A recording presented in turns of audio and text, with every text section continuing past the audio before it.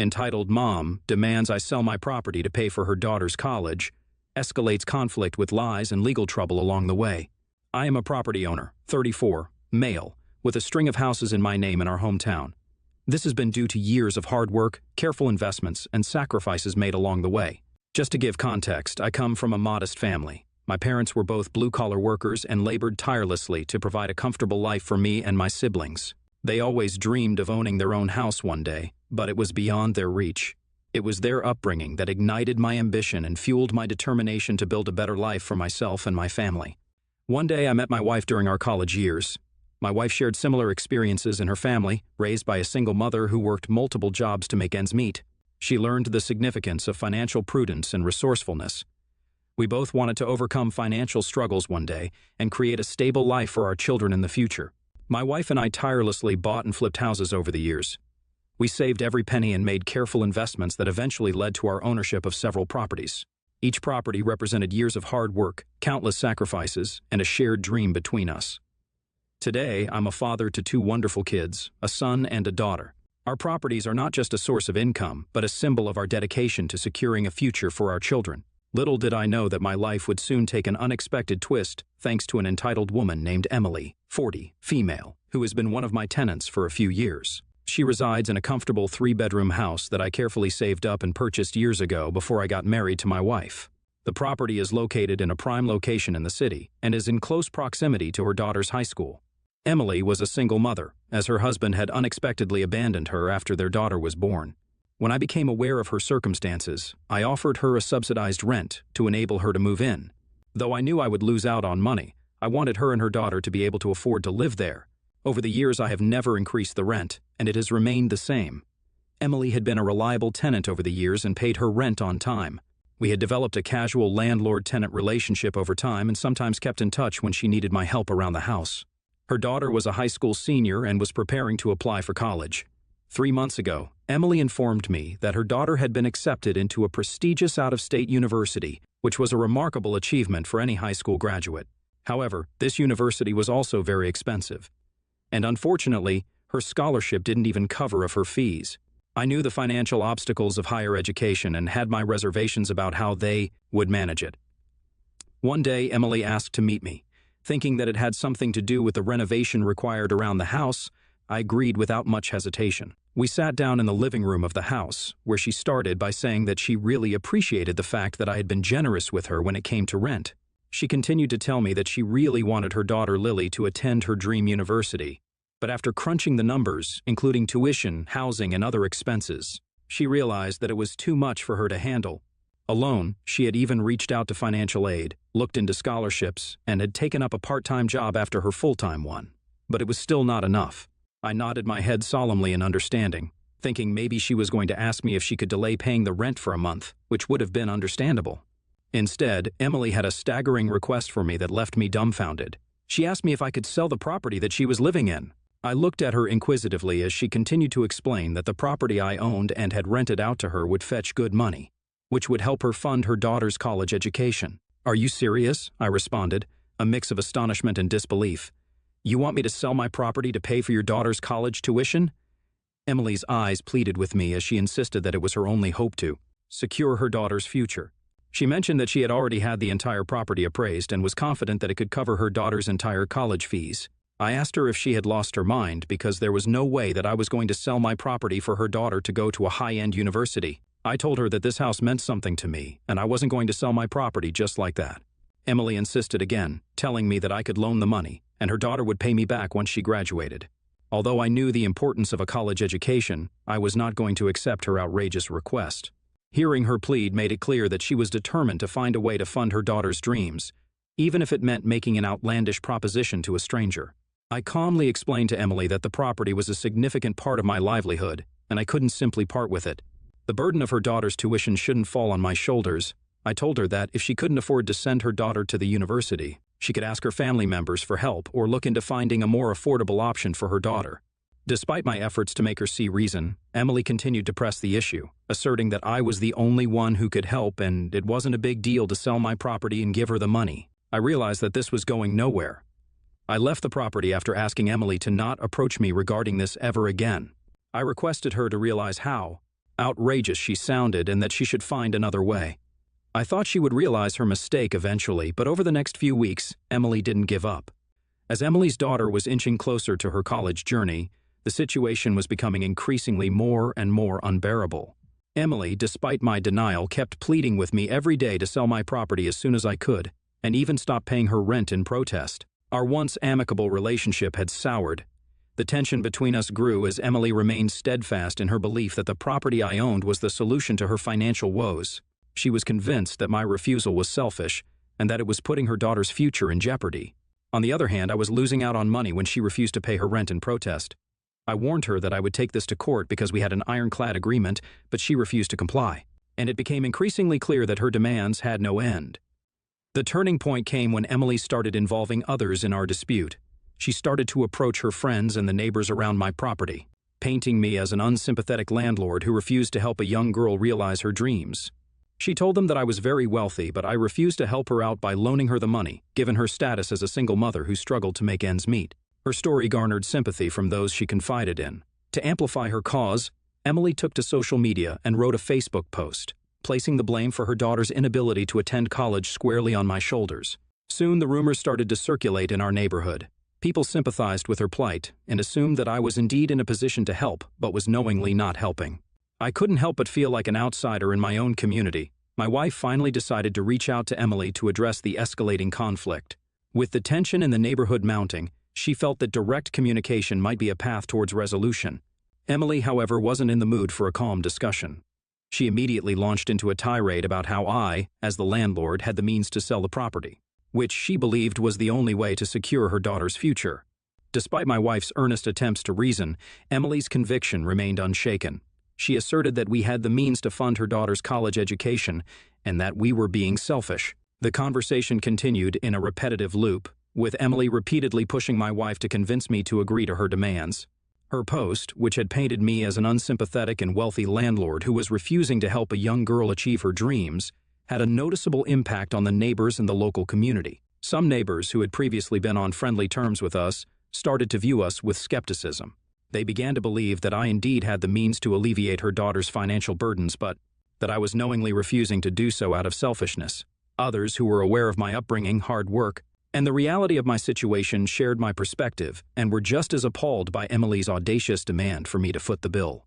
They reminded me that I needed to protect my property and maintain the hard-earned legacy I had built. The community became more and more divided every day, with some sympathy being directed towards Emily. Despite the mounting pressure, I stood my ground, resolute in my decision to protect my property. I had invested years of hard work and sacrifice to secure it, and it was not something I was going to part with simply. Meanwhile, Emily continued to fan the flame, accusing me of lacking empathy and exploiting living in my property rent-free. Her social media posts became increasingly vocal, sharing stories of her daughter's determination and the countless sacrifices she had made to prepare for college. As a result, the debate escalated from a private disagreement to a public discourse. The weight of the allegations started affecting my family also. My kids began to experience bullying at school, with their classmates parroting the false claims they had heard from social media about me. It was heartbreaking to witness the distress this situation caused them. It was then I decided that it was time to take action. I had kept quiet, thinking that Emily would eventually stop, but now that my children were being affected, it was time to set the record straight and defend my integrity. I reached out to a lawyer who specialized in property disputes and tenant-landlord conflicts. We immediately drafted a cease and desist letter to put an end to Emily's defamatory actions and protect my standing within the community. My lawyer informed me that the cease and desist letter was the first step in our legal battle, and if Emily didn't back down, we would take it all the way to court.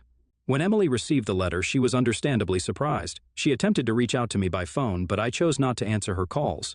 So, she sent me a text message expressing her desire to talk to me and clear this out before things could go too far. She told me that this was all just a huge misunderstanding and that she and I could talk this out. I replied back, stating my intention to take her to court. I told her to brace herself and enjoy it because she was going to regret ever trying to mess with me. I know this is going to be an uphill fight because this woman has been relentless in insisting that I should pay for her daughter's tuition and ruining our family reputation, both in the community as well as online. My lawyer is currently preparing for the case in case it goes to trial when she doesn't back down, outlining all the false accusations and the harm she has caused us in the last few months. When some of my relatives found out I was taking her to court, They suggested I should give her a chance to sort out the issue, since she is a single mother and is trying to do what is best for her child. So Reddit, am I the a-hole for refusing to sell my property to pay the entitled mother her daughter's college fees, and instead dragging her to court? Update 1, Emily has responded to our legal action with a letter of her own, filled with threats and more defamation. She has accused me of charging a high rent despite knowing her financial situation, which, according to her, made it impossible for her to save up for her daughter's education. I can't believe how far she is going to stoop down and lie just to get what she wants. Her accusations are baseless, and it is frustrating to see her play the victim card when I had already provided her with subsidized rent. It is clear she's trying to manipulate the situation in her favor, and I am not about to let that happen. It is clear that Emily is not going to back down without a fight.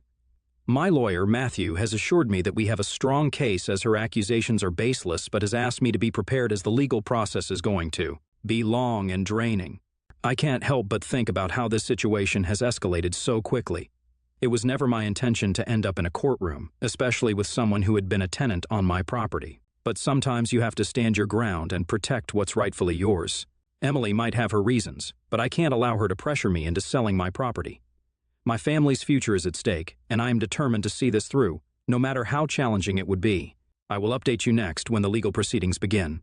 Update 2. Since my last update, the legal proceedings have officially begun. The anticipation leading up to the court date had been excruciating, and the courtroom was charged with tension as both parties presented their arguments and evidence. Emily, flanked by her attorney, portrayed herself as a struggling mother, determined to secure her daughter's future. Her attorney painted a vivid picture of financial hardships, emphasizing how my property had been the last lifeline for her daughter's dreams of attending the prestigious out-of-state university. Emily's testimony was laced with emotions, her eyes welling up with tears as she described the sacrifices she had made as a single mother, the long hours she worked, and her unwavering commitment to her daughter's success. She talked about her relentless job searches and numerous applications for scholarships and financial aid, painting herself as a mother who had left no stone unturned. Throughout the proceedings, Emily's attorney relentlessly painted me as a wealthy, unsympathetic landlord who prioritized profits over a young girl's dreams. By charging her with high rent, they implied that I had been aware of Emily's financial struggles, yet continued to exploit her situation. But the most astonishing twist in the story came when Emily introduced a witness who was a family friend. We were shocked when this friend claimed to have witnessed a conversation between Emily and me where I allegedly promised to sell the property to finance her daughter's college education. I sat in disbelief as this blatant falsehood was presented in the courtroom. My attorney, Matthew, vehemently challenged this claim, asserting that no such conversation had ever taken place. He decided to take a more rhetorical approach to disprove this witness's claim. First, my attorney carefully cross-examined the family friend who had testified about the alleged conversation between me and Emily. He posed a series of detailed questions aimed at establishing the credibility of the witness's memory. Matthew asked about the date, time, and location of the supposed conversation, seeking to elicit inconsistencies or gaps in the recollection of events. In response, the family friend struggled to provide consistent details and could not produce any concrete evidence, such as text messages or emails, to support their claims. Their testimony became increasingly shaky under the scrutiny of the cross-examination. To further undermine the credibility of Emily's case, Matthew presented evidence that directly contradicted the claim by introducing records of text messages and emails exchanged between Emily and me during the time period when the alleged promise was said to have been made. These messages clearly show that the subject of selling the property to fund her daughter's education had never been discussed, and Emily was the only one who was forcing me to sell my property to loan her the money. Additionally, we had a neighbor who lived adjacent to Emily's property testify that Emily had been paying less rent than all the other renters in the area. My lawyer pulled up receipts from other tenants residing in the neighborhood to prove the same. Matthew went on to argue that the absence of my written or electronic communication regarding this supposed promise that Emily claims, coupled with the neighbor's testimony, casts doubt on the family friend's account and hence cannot be held as concrete evidence. We then focused on proving that Emily had intentionally gone to great lengths to slander my reputation on social media, which in turn had resulted in the bullying of my children. My attorney presented a comprehensive record of Emily's social media posts and messages where she had accused me of being an unsympathetic and heartless landlord who refused to support her daughter's dreams. These posts were filled with emotional appeals and outright falsehoods designed to gain sympathy and support from the community. We highlighted that these posts were intentionally crafted to create a narrative that painted her as a struggling mother doing everything in her power to secure her daughter's future when in reality, She was emotionally blackmailing me to sell my property. Matthew then introduced screenshots of social media comments and direct messages from individuals who had engaged with Emily's posts. Some of these individuals were part of the local community and had formed a negative opinion of me based on the false information presented by Emily. These comments ranged from expressions of sympathy for her plight to outright accusations that I was an unfeeling landlord exploiting her situation. In addition to the social media evidence, we presented witness testimonies from my children who had seen my children experience bullying at their school due to Emily's social media posts. They described how their classmates had echoed the false claims they had read on social media about their father, leading to name-calling and harassment. My attorney went on to argue that there was a direct connection between Emily's false accusations on social media and the bullying my children had endured. The intentionally misleading narrative she had crafted had not only damaged my reputation, but had also directly affected my family's well-being. This presentation of evidence effectively showed how Emily's actions on social media led to real-life consequences for my children. As the legal proceedings continue, I am confident that justice will be served. The evidence presented so far has shed light on the truth and exposed the false claims made against me. I believe that the court will see through the manipulation and ensure a fair outcome in this case. Update 3. We won! The past month has been a grueling experience due to the legal proceedings. It has been like a roller coaster ride with unexpected twists and turns. My lawyer continued to present evidence and testimonies, which made it increasingly clear that Emily's claims were baseless. Her attempt to manipulate the situation by introducing a family friend who falsely testified about a promise I had never made fell apart under scrutiny. The lack of concrete evidence and inconsistencies in the witness's account cast doubt on the validity of their claims. After a thorough examination of all the evidence and testimonies, the judge finally announced the verdict and ruled in my favor. This came as a huge relief to me, and I was grateful that the judge had seen through all the baseless claims. Emily was found guilty of defamation and was ordered to pay damages for the harm she had caused to my reputation, starting with paying the rent for the previous months and additional fines. A restraining order was also issued by the judge, preventing Emily from making any further defamatory statements about me or my family. This ruling successfully validated my actions and my right to protect my property. As the legal battle concluded, I watched Emily, sitting beside her lawyer, looking defeated.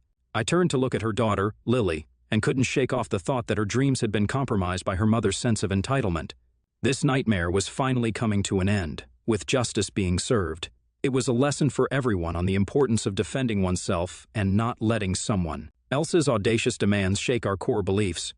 I can now move forward with a renewed sense of self-assurance and the knowledge that my house and our livelihood is secure. I would like to thank everyone who has supported me in this journey so far. The mental pressure and struggles my family and I went through were immense, but ultimately, truth prevailed. Update 4. It has been 6 months since my last update. Following my courtroom victory, the restraining order has effectively silenced Emily, and the damages she had to pay for defamation provided some level of consolation for the harm done to my reputation. Emily and her daughter had to move out after I gave them the eviction notice. While their circumstances remained challenging, I knew they were no longer my responsibility. I did feel a twinge of sympathy for her daughter's lost educational opportunities, but the reality was that her mother's audacious request had put their family in a difficult situation. Emily was also forced to take down her defamatory social media posts as part of the court's ruling, and everyone quickly found out the extent of her lies. The last I heard about them was when her daughter Lily reached out to me with an apology out of nowhere.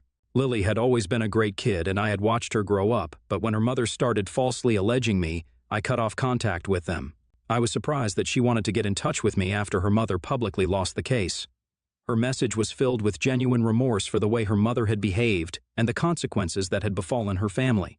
As a result, she expressed gratitude for our patience and understanding during the ordeal, recognizing that her mother's actions had caused harm to both our families. She also shared that they had relocated to a more affordable area and that she had decided to attend the local college to pursue her education. She informed me that she had spoken with her mother after the legal proceedings had ended and had asked her to back off, stating that she was determined to secure her own future without making any audacious demands. I felt sympathy for what she had to go through at such an early age because of her entitled mother's false claims. I told her that everyone deserves a second chance, and it was admirable that she was taking control of her own destiny. I wished her the best of luck with her studies and assured her that the past was behind us. Now that Emily and her daughter no longer live on our property, our life has settled into a new normal. The weight of the false accusations and the bullying our children faced earlier has been lifted. We took action by reaching out to our children's school and addressing the bullying they had gone through. The community has since rallied around us, reaffirming our belief in the importance of standing up for the truth.